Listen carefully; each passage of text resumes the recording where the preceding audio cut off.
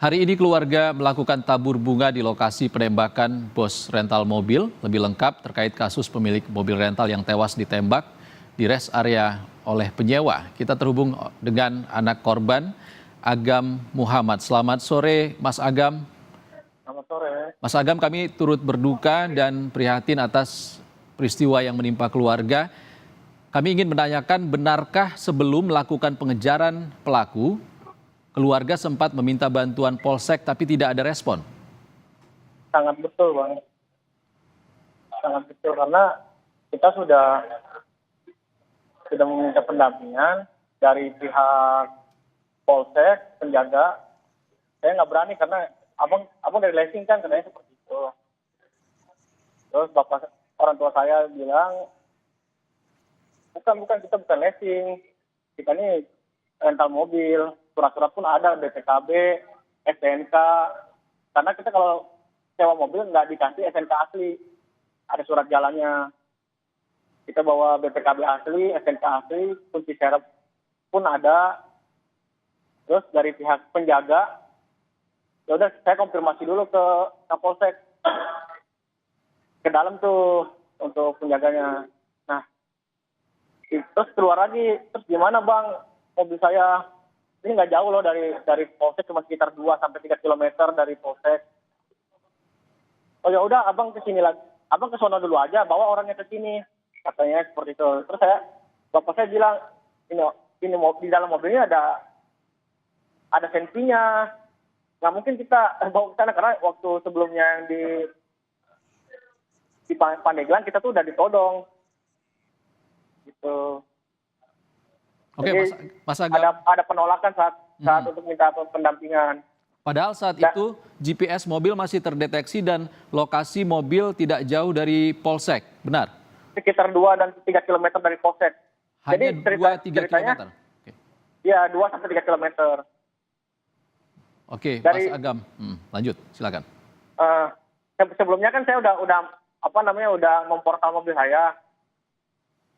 Nah, mobil saya itu saya berhentikan sama bapak. Nah, di dalam situ ada yang bawa pistol untuk mengancam. Kamu minggir kamu, katanya. Kalau nggak kamu minggir, saya tabrak atau saya tembak. Nah, pistol itu diarahkan ke kepala ayah saya. Nah, sehabis itu mereka kabur melalui Pantai Cerita, Pantai Anyer, dekat Pasar Anyer dia berhenti. Kemudian saya berpikir sama ayah saya, sama adik saya, nanti kita ke Polsek atau Polres terdekat untuk mobil yang tersebut terdekat kan. Nah di situ terdekatnya ada Polsek Cinangka, dan mobil itu berhenti sekitar 30 menit di situ. Saat pendampingan saya bilang seperti ini, wah deket kok 2 kilometer, 3 kilometer. Saya juga bawa surat-suratnya, bawa STNK asli, BPKB asli, terus surat penyerahan rental ini ada. Mereka tetap tidak mau. Jadi saya disuruh ambil sendiri mobilnya, baru bawa ke Polsek aja, katanya gitu. Gimana saya mau berani bawa ke sana, dia aja waktu saya berhentiin di Pandeglang udah menodongkan senjata api. Oke, yang jadi kekhawatiran keluarga apa sehingga meminta pendampingan polisi, khususnya Polsek Cinangka? Apakah keluarga sudah tahu bahwa penyewa ini punya senjata api? Sebelumnya kan kita sudah berhentikan di daerah Pandeglang. Dia udah menodongkan pistol. Baik, keluarga sudah tahu dia punya pistol dan saat bertemu dengan penyewa ini, benar dia mengeluarkan tembakan peringatan. Jadi ini yang di mobil itu udah bukan penyewa lagi, udah berpindah tangan. Oke. Untuk penyewanya sudah tidak ada di mobil tersebut. Jadi ini sudah tangan kedua ya, artinya yang melakukan penembakan itu bukan penyewa langsung ya? Betul. Apakah ada yang diteriakan ataupun pengakuan dari pelaku penembakan ini bahwa dia seorang oknum apa seperti itu? Oh ada. Waktu pas ayah saya yang di Pandeglang yang memberhentikan, minggir dulu Pak, ini mobil saya, mobil rental. Minggir kamu, awas atau saya tembak, bahasa dia kan seperti itu. Saya ini dari orang tersebut bilang saya ini dari TNI AL, katanya seperti itu. Terus Anda sindikat ya, ngomong ke saya sama ke bapak, sindikat dari mana, saya pemilik rental. ayo kita turun ngomongin baik-baik, kata ayah saya seperti itu. Terus dari yang bawa mobil ini, kamu awas nggak, kalau nggak saya tabrak, saya tembak nih, seperti itu. Dan kemudian itu pun ada pengawalan juga di mobil itu, ada mobil Tigra tiba-tiba datang, nggak lama kita lagi ngumpul di situ, mobil Tigra itu mundur, menabrak om saya di situ 2 orang. Artinya selain satu mobil yang disewa oleh pelaku ataupun tangan kedua, ada 3 mobil lain yang saat itu berada di lokasi kejadian. Berapa? Satu mobil lain. Satu mobil lain yang menabrak kerabat Anda juga? Iya, itu saya rasa komplotan mereka juga. Oke. Sebelumnya ada GPS yang terpasang di mobil, lalu kesaksian keluarga ada pengerusakan GPS. Anda bisa menduga nggak mobil sewaan ini akan dibawa kemana? Jadi pada malam itu kita kejar karena GPS sudah dipotong 2 unit GPS-nya. Kebetulan mobil itu ada 3 GPS, satunya masih aman, masih aktif. Kita bergerak karena GPS mobil sudah dipotong. Baik, tadi Anda mengatakan terduga pelaku penembakan ini adalah tangan kedua. Artinya penyewa tangan pertamanya ada. Siapa? Namanya Ajat Sudrajat, cuma di situ tidak ada orangnya. Dia tidak ada di lokasi kejadian? Tidak ada di lokasi kejadian. Dan tidak bisa dihubungi sampai sekarang? Tidak bisa dihubungi. Saya sempat menanyakan waktu GPS-nya mati. Saya chat yang bersangkutan, saya bilang, awalnya kan dia bilang ke Sukabumi untuk penyewaannya. Karena sebelum penyewaan tuh kita menanyakan berapa hari, terus buat kemana tujuannya. Dia bilang ke Sukabumi. Saya udah feeling nih mobil kok GPS mati. Saya chat orangnya, Bang, jadi nggak ke Sukabumi?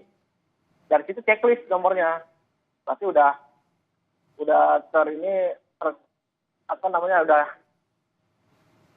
bisa dibilang udah pemain ini yang nyewa mobil. Keluarga sendiri sudah tahu profil dari penyewa?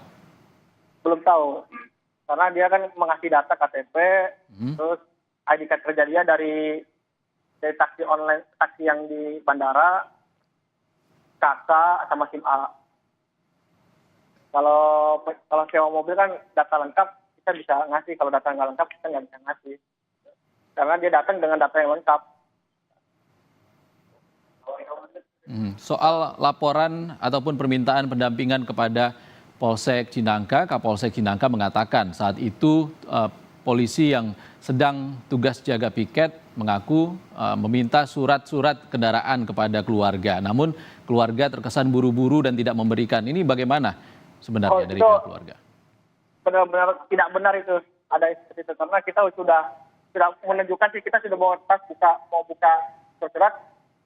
Jadi kayak nggak diperlukan di sana.